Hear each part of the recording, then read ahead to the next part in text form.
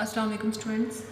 आज का टॉपिक है defects in Rutherford atomic model. इसका क्वेश्चन लिख लें, right defects of Rutherford atomic model. Rutherford atomic model previous lecture में एक्सप्लेन किया कि किस तरह से उसने एक्सपेरिमेंट किया और उसके रिज़ल्ट्स क्या थे, उसकी ऑब्जर्वेशंस क्या थी। लेकिन इसके एटॉमिक मॉडल में भी कुछ डिफेक्ट्स थे। जैसे ही रदरफोर्ड एटॉमिक मॉडल प्रेजेंट हुआ, जैसे ही इसने एक्सपेरिमेंट किया, तो जो प्लम पुडिंग थ्योरी थी वो रिजेक्ट हो गई। प्लम पुडिंग थ्योरी का भी मैंने आपको प्रीवियस लेक्चर में बताया था। तो यहाँ डिस्कस करते हैं कि डिफेक्ट्स क्या हैं। फर्स्ट डिफेक्ट है, according to classical theory of radiation, electrons being the charged particle should release or emit energy continuously and they should ultimately fall into the nucleus.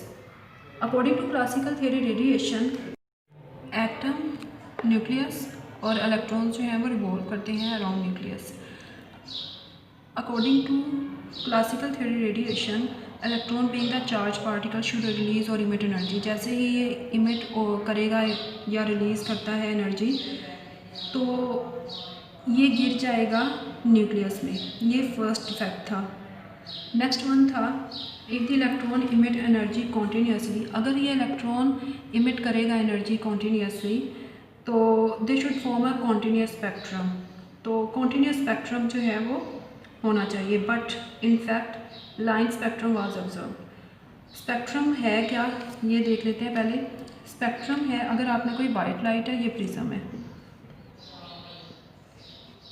जैसे ही इसके ऊपर फॉल करती है वाइट लाइट, ठीक है, स्पेक्ट्रम का बता रही हूँ, तो यहाँ पर 7 डिफरेंट वेवलेंथ या 7 डिफरेंट कलर्स जो हैं वो शो होंगे। 1 2 3 4 5 6 7। अब जैसे ही ये 7 कलर्स में डिवाइड होगी लाइट, आफ्टर जैसे ये स्ट्राइक करेगी, उसके बाद जो है वो 7 कलर्स में डिवाइड हो जाएगी।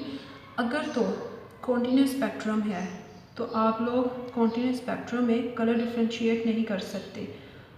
कलर डिफ्रेंशिएट नहीं कर सकेंगे, सारे आपको एक जैसे नज़र आएंगे, तो ये क्या होगा, कॉन्टीन्यूस स्पेक्ट्रम।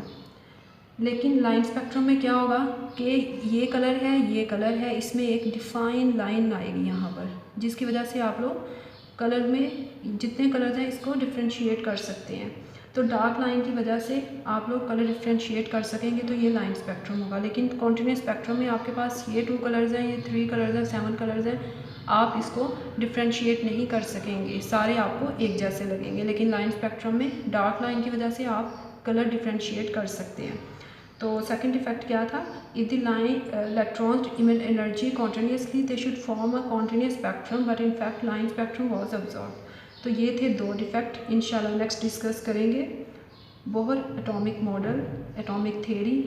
तो ये आपने करना है, इसके डिफेक्ट्स को अच्छी तरह से लर्न। ये शॉर्ट क्वेश्चन में आपको क्वेश्चन आता है, right defects of Rutherford atomic model. Thank you so much for watching.